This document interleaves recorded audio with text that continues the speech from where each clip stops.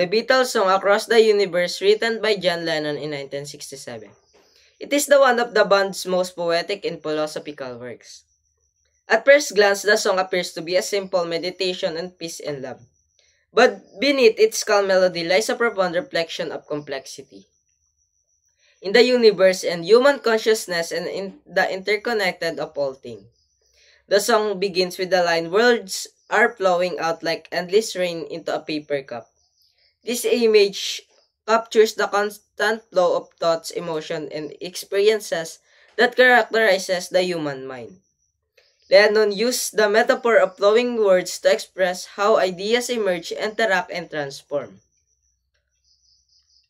Just like elements within a complex system, the human mind, as he portrays, it is not static but dynamic and ever-changing, filled with interaction that give rise to new meaning and emotions. This reflects the essence of complexity, patterns, and behaviors that arise from countless small interactions that cannot be fully predicted or controlled. As the song continues, the refrain, "Nothing's gonna change my world," introduces an interesting paradox. On one hand, it suggests calmness and acceptance. On the other, it acknowledges the swirling complexity of the world.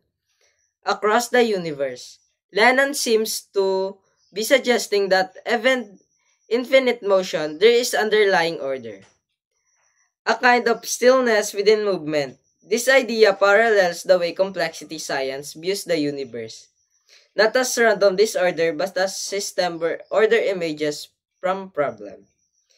The universe, like the song, is made up of endless flows of energy and matter that form intricate, self-organizing patterns.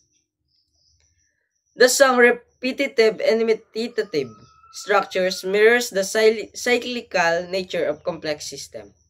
The recurring mantra is one of the meaning victory to the divine teacher, adds a spiritual dimension, hinting that complexity is not just scientific but also cosmic, that there is intelligence or harmony in the interconnectedness of all things. Lennon lyrics captures the way everything in the universe is linked together, from human thought to natural phenomena, forming one vast interdependent web. The connection between complexity and across the universe lies in its portrayal of the interwoven and dynamic nature of reality. Through poetic image, flowing structure, and spiritual undertones, the Beatles reveal that everything in existence formed the movement of the stars to flow a human thought. The song teaches us that complexity is not confusion, but rather the harmony that arises when countless small elements move together in balance.